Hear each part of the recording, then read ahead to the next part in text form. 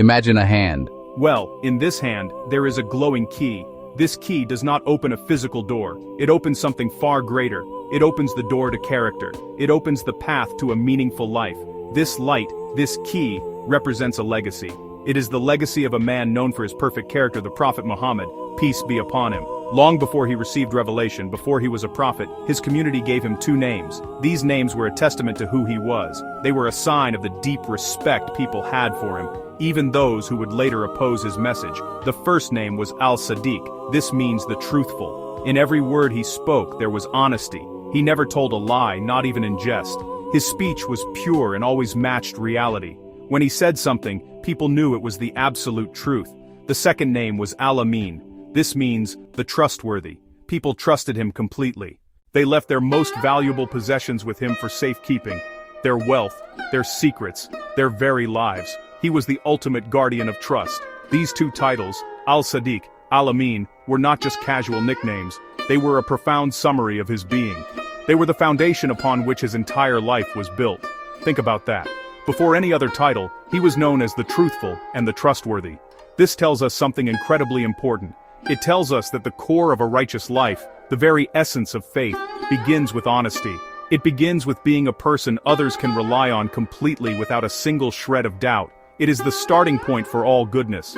This is why these names still matter so much today. In 2026, we live in a world filled with noise and deception. Trust is broken easily. Words are often empty, but the example of al-Amin shines like a beacon. It calls us back to something real. It calls us to build our own lives on this same solid foundation of truth and integrity. The glowing key is not just a symbol of the past. It is an invitation for us. It is an invitation to unlock that same potential for profound honesty within ourselves, right here and right now. The Prophet, peace be upon him, did not just live truthfully. He taught its importance constantly. His words were simple, yet they carried immense weight. He guided his followers by connecting truthfulness directly to one's ultimate destiny. Truthfulness leads to righteousness. Righteousness leads to paradise. Think about that simple chain of events.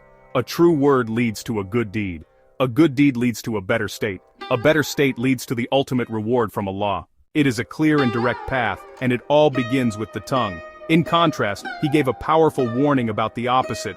And a man keeps on telling lies and endeavors to tell lies until he is recorded with Allah as a liar. This is a frightening thought. A habit of small lies can define your entire existence in the eyes of the Creator. This shows that truth is not a part-time virtue. It is a full-time commitment. The Prophet also famously said, "Speak the truth, even if it is bitter." This teaches us that honesty is not just for when it is easy or convenient. Its true test comes when it is difficult, when it goes against our own interests. This principle of al-Sidq, or truthfulness, must be woven into the fabric of our daily lives. It is about more than just avoiding lies. It is about being authentic. It is about your words matching your heart, and your actions matching your words. When you make a promise, you intend to keep it. When you describe an event, you describe it exactly as it happened. When you give your opinion, it is sincere. This is not just a matter of social etiquette. In Islam, it is an act of worship. Every true word spoken is a step on the path to righteousness. So we must ask ourselves, are our words building a path to paradise, or are they leading us somewhere else? The teachings of al-Sadiq provide a perfect compass. They challenge us to look at our speech, our texts, our posts, online, our daily conversations. Are we committed to the truth, even when it is bitter?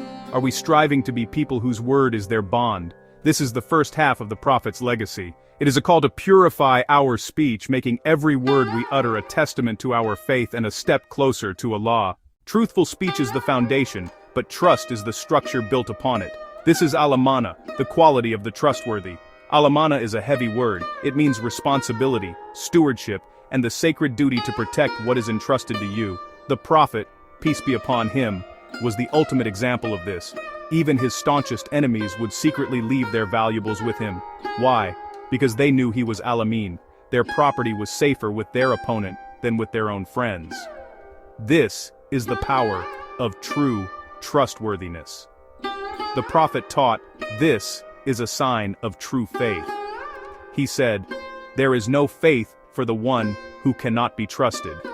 This links our relationship with Allah to our reliability with people. If we cannot be trusted with the small things, How can we claim faith with our Creator? Amana applies to everything.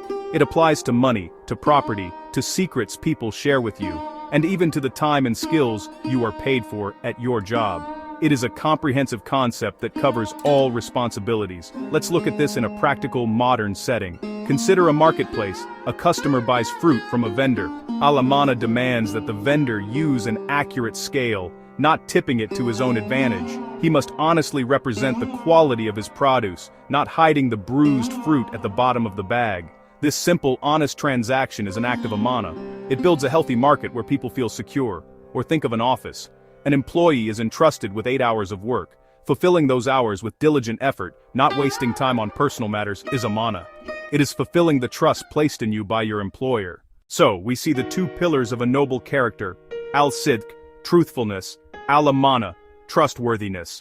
They are not separate ideas, two sides of the same golden coin. A person who is always truthful naturally becomes trustworthy. A person who is dedicated to being trustworthy must be truthful. The Prophet Muhammad, peace be upon him, embodied both perfectly, showing us that a life of integrity is not only possible but is the very purpose of a believer. His life was the practical application of the Quranic ideal. Today, in 2026, the world desperately needs more people of al-Sidq and al-Amana. We see the consequences of dishonesty everywhere. Broken homes, corrupt businesses, political distrust. The cure is not complex. It begins with individuals. It begins with you and me making a conscious decision to live by these principles. We must see every interaction as an opportunity to be truthful and every responsibility as a sacred trust. Honesty in our family, integrity in our work, and sincerity in our worship, this is the path. This is not a call to be perfect overnight. It is a call to begin a journey. Start with small things. When you are asked a question, give an honest answer. When you borrow something, return it in good condition and on time. When you are given a task, complete it to the best of your ability. These small, consistent acts of honesty and reliability will build a powerful habit. They will shape your character, bring peace to your heart, and earn you the respect of others, and most importantly, the pleasure of Allah. The legacy of al-Sadiq and al-Amin is a living legacy. It is a practical blueprint for a better self and a better world.